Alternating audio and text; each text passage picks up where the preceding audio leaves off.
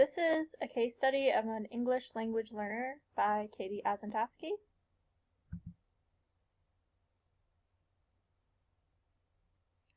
My student was a 5-year-old kindergartner attending an urban private school. For the purpose of this case study, we will call her Angel. There were 9 children in her family, and her family owns 4 Mexican restaurants in the area where she's from. She speaks Spanish at home, but English at school. And I also was able to witness her at the grocery store with her father and 5 other siblings. And they were speaking English out at the grocery store, so that was really neat to see her in a different setting. Her interests were family time, playing outside, playing house, and Clifford books. And her level of reading and writing was about a low kindergarten reading and writing level. She recognized most of her letters, although she often confused B and D and M and W, and she did not know very many letter sounds.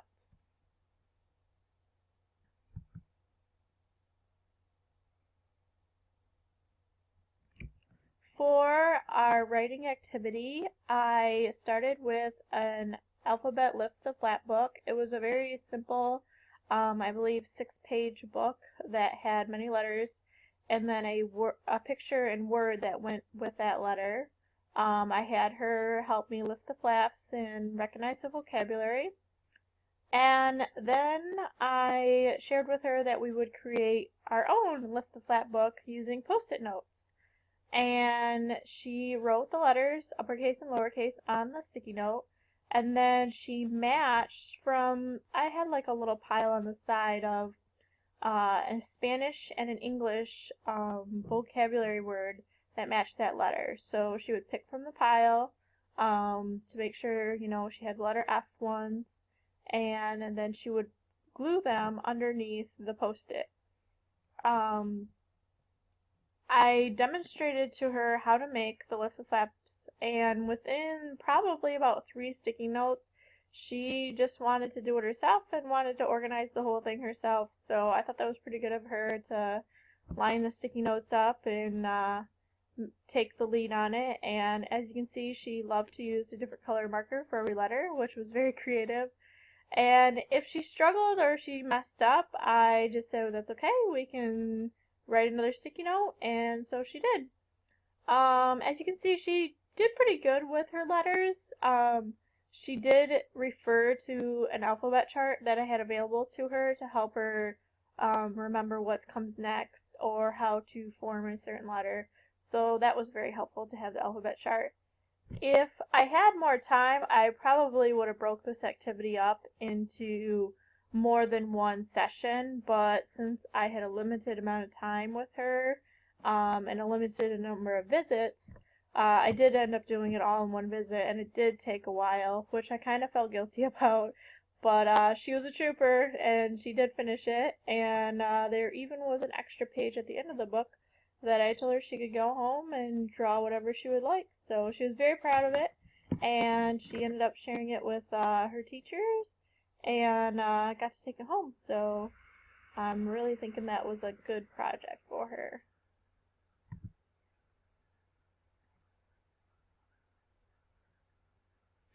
For the comprehension lesson plan, I chose the book Mañana Iguana. Mañana Iguana follows the pattern of Little Red Hen. Little Red Hen, of course, she tries to do all these things and nobody wants to help her. Same thing with Iguana. He's trying to throw a fiesta and nobody will help him. But then in the end, they all want to go to the party and he tells them, no way. So they end up cleaning up and he says, well, how about we share the leftovers? It's a really cute book. A lot of bilingual. So there's the days of the week in Spanish, the rabbit, the turtle, and the snake are all their names are in Spanish. Yeah, it's really neat and kind of shows both the Spanish and English language in one book, which kind of helps her relate. It had a pattern language, which the kids picked up on right away. Most kindergartners do. They love that. So that kept their attention. And I started by asking, like, how do you plan a party? What do you do to start plan a party? So then the kids talked to a partner about how do we plan a party? And I took some ideas, and then I said, well, let's see, how they planned it in this book. And then we went through the whole book, and then after the book was done, after I had read it to the students, we also reviewed the vocabulary at the beginning too, because there were so many Spanish words. But after I read the book, then I had role play. I had envelopes to represent invitations. I had streamers to represent decorations. I had a bowl and a spatula to represent cooking. I had made a little piñata out of an oatmeal can, and I had actual candy, which got their attention quite well to stuff the piñata. And yeah, so then I selected on my case study student to be the iguana. And I really think this helped her a lot to be the primary role for the lesson, for the role play, so that she could really act out all the different scenes and the sequence of the events. And I think this is a great way to incorporate working with an individual student without the rest of the students knowing that you're trying a specific skill with that student.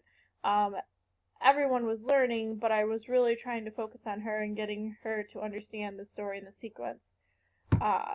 So she was the iguana, and then 3 other friends were the turtle and the rabbit and the snake.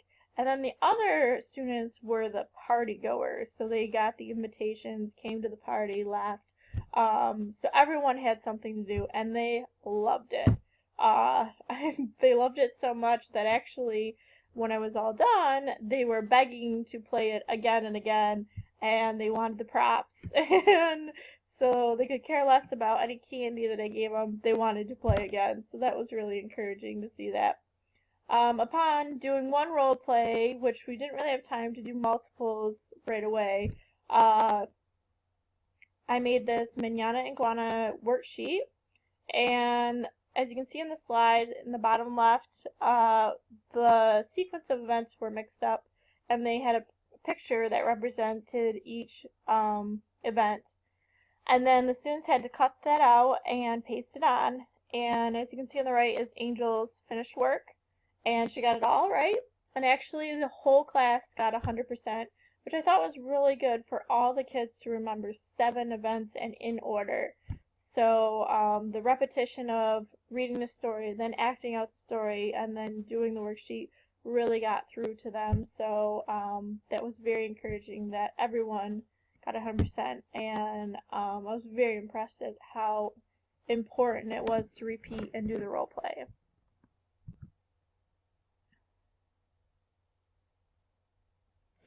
Some of the implications I had from this case study was obviously the role playing was very effective, especially with props. I really liked that earlier we watched a video of working with first graders in new vocabulary, and the teacher had props. And this isn't something that I've always thought about doing, and I really think that it would be an easy thing to do if I would just think ahead of time and have those props available, because a lot of it is just common things you have around the house, or maybe you can quickly get from the dollar store. So I'm really going to work on that and having those actual hands-on things for kids to touch and use. Despite my visits with Angel, I think that she would really benefit from some intense daily practice of letter sounds and word formation. Unfortunately, I didn't live very close to the school, so I wasn't able to go there on a regular basis, and I would have loved to, because I think that she would really grasp on and benefit from it.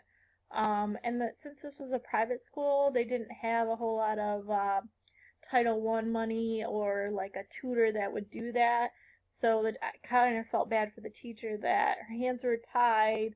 She could only do so much in the classroom, but Angel could really use a lot of focused lessons that really work for her. To support her development, I would have used her interest in Clifford. to create some short reading and writing exercises. Maybe she could practice them at home. Maybe like some file folder games, which I think would be awesome for her. Things that she could do maybe independently and choose to do over, having more iPad time or things like that. And Clifford really is an easy thing to adapt to any student and lesson. I mean, you can use doggy bones and paw prints, and there's so much Clifford pictures online, Clifford books. You can take the words out of Clifford books and use those, and I Spy, and so I think that would be something that she would really like, and it would help her relate better and could make connections. And one of the assumptions I had made was that Angel speaks Spanish at home, so her Spanish vocabulary must be really high because she speaks it all a lot. But one of the things I discovered while working on her Lift the Flap book was that her Spanish vocabulary was actually not as strong as her English vocabulary. And I kind of felt silly for making that assumption. So it's definitely something that in the future with working with English language learners, I need to take a step back, and even though they may be speaking one language at home, it doesn't necessarily mean that they have a stronger vocabulary in that language. Depending on their experience with English and how much time they've had with English, it could be the other way around. And so it's kind of one of those foot in my mouth kind of moments that I was like surprised that I had made that assumption and it was really not accurate. So I definitely will reconsider that in the future. Just a few questions I had. What kind of tools can I send home with an English language learner to support their language development? Like I don't want to necessarily give them homework, but parents always come up to me and ask me, what can I do at home? I would love to work with my child, and this was the same thing with this family, is the family would love to work with her. What can they do at home?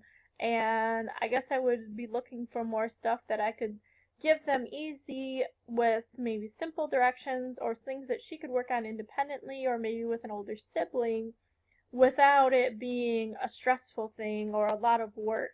So I guess I was kind of maybe thinking about how could I facilitate that.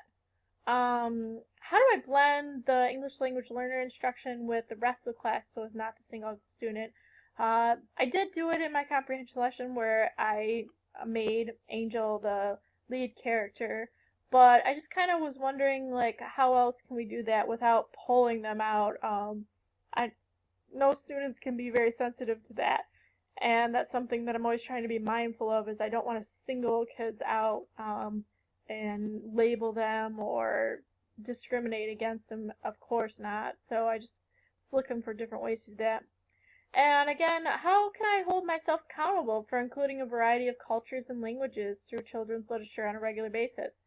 I own over 1,800 children's books, and you would think that I would be really good at incorporating different cultures and different themes and different languages in my daily reading to my students, and I will be the first to admit that I am not always good at that.